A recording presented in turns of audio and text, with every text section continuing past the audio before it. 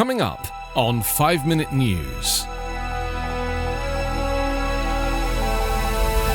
Senate votes to start work on $1 trillion infrastructure bill.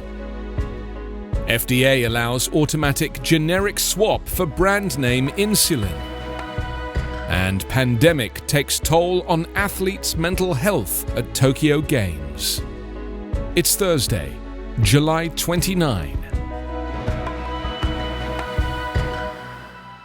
I'm Anthony Davis.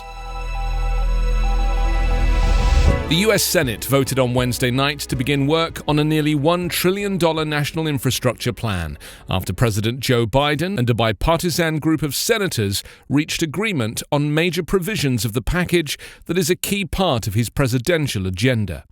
Biden welcomed the accord as one that would show America can do big things, with the most significant long-term investments in nearly a century, he said, on par with building the Transcontinental Railroad or the interstate highway system. This deal signals to the world that our democracy can function, Biden said in a statement. We will once again transform America and propel us into the future. The rare bipartisan showing, a 67-32 vote, signaled the interest among senators in starting the process to consider the infrastructure package. But it's unclear if enough Republicans will eventually join Democrats to support final passage. The procedural step on Wednesday night is expected to launch lengthy consideration. Lead GOP negotiator Senator Rob Portman of Ohio announced the bipartisan group's agreement earlier at the Capitol, flanked by 4 other Republican senators who've been in weeks of talks with Democrats and the White House on the package. That group has worked with the White House to salvage the deal, a first part of Biden's big infrastructure agenda. Swelling to more than 700 pages, the bill includes $550 billion in new spending for public works projects. In all, 17 Republican senators joined the Democrats on Wednesday in voting to launch the debate, but most remained skeptical. The outcome will set the stage for the next debate over Biden's much more ambitious $3.5 trillion spending package, a strictly partisan pursuit of far-reaching programs and services that touch almost every corner of American life. US regulators took action on Wednesday that will make it easier to get a cheaper, near copy of a brand name insulin at the drugstore. Doctors now have to specifically prescribe what's called a biosimilar, or okay substituting it for a more expensive brand name insulin. Wednesday's move by the Food and Drug Administration will allow pharmacists to automatically substitute to the cheaper version, just as they do with generic pills for other kinds of drugs.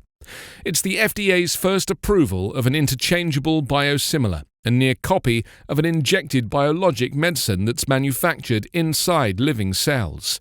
It could save diabetics and health plans millions of dollars annually and encourage other drug makers to create more biosimilar medicines. Health data firm IQVIA projects US savings from increasing use of biosimilars from 2020 through 2024 will top $100 billion.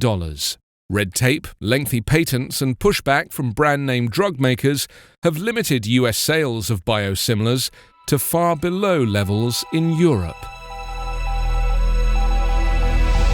Isolation and the absence of family and friends have taken a toll on athletes' mental health at the Tokyo Olympics, with some struggling to cope with the challenges posed by the pandemic while carrying their country's hopes on the global sports stage. After her stunning exit from the women's gymnastics team event on Tuesday, Simone Biles said she felt she'd been carrying the weight of the world on her shoulders. That burden seems to have been exacerbated by a year of grief, loss, and restrictions tied to the COVID-19 pandemic. Usually you hang out in the village, all that stuff, Biles said. It does suck when you feel the weight of the world. There are no outlets with the amount of training that we do. Athletes have seen their pre-Olympic training disrupted by lockdowns and restricted access to athletic facilities, and the postponement of the Games fueled concern about qualification schedules and the ability to travel internationally without contracting the virus. Their families and friends can't cheer for them in the stands in Tokyo, and their movements are heavily restricted. The pandemic prompted the US women's gymnastics team to steer clear of the bustle of the athletes' village and stay at a nearby hotel for security reasons, something that takes the shine off an Olympic experience. Biles said she'd been able to keep in touch with family by FaceTime and text messages, giving her all the support that I absolutely needed. US swimmer Katie Ledecky, who came into the Games with high expectations, said she understood the pressure Biles felt as an Olympian of her stature. She said their compatriots should be more concerned about what is happening in the world than whether she wins an Olympic title. You can subscribe to 5 Minute News on YouTube with your preferred podcast app. Ask your smart speaker or enable 5 Minute News as your Amazon Alexa flash briefing skill. Subscribe, rate and review online at 5minute.news. 5 Minute News is an Evergreen Podcast covering politics, inequality, health and climate, delivering independent, unbiased and essential world news daily.